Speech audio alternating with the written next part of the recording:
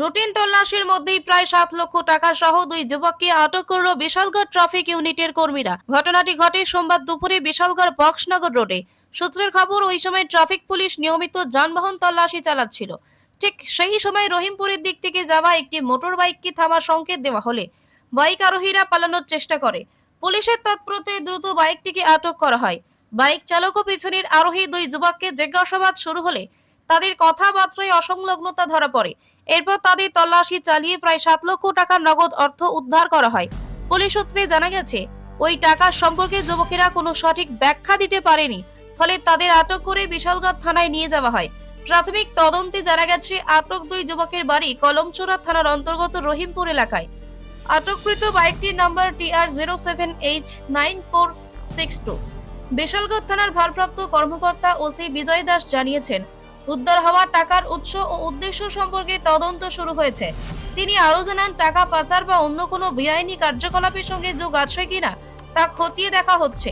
আজকে Bishalgarh traffic unit তারা প্রত্যেক দিনের মতো রেগুলার ভেহিকেল চেকিং করতেছিল বিশালগড় বক্সনগর রোডে। তখন একটি বাইককে তারা সাইন দেয়।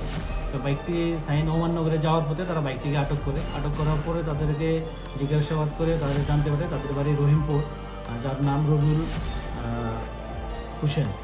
তো তখন তাদের কথার মধ্যে কিছু অসংলগ্নতা পাওয়ায় তাদের জিজ্ঞাসাবাদ করে এবং তাদেরকে সার্চ করে তাদের কাছে 500 টাকা 60টি বান্ডেল পাওয়া যায়।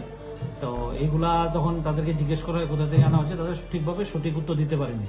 তো তাদের সাসপেক্টেড হওয়ায় ট্রাফিক ইউনিট তাদেরকে থানায় নিয়ে আসে।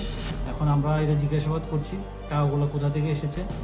পরবর্তী সময়ে যদি কোনো কিছু থাকে আমি আপনাদের মাধ্যমে আপনারা জানিয়ে দেবো।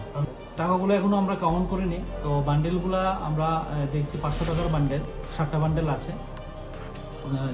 যে বাইকটি থেকে পাওয়া গেছে তার নাম্বার হলো TR07H9462। এই বাইকটি নিয়ে তারা বক্সনগর দিকে যেতেছে। এটাই আমরা এখন ভেরিফাই করছি তারা টাকাগুলো কোথা থেকে এনেছে এবং কী উদ্দেশ্যে নিয়ে যাচ্ছে।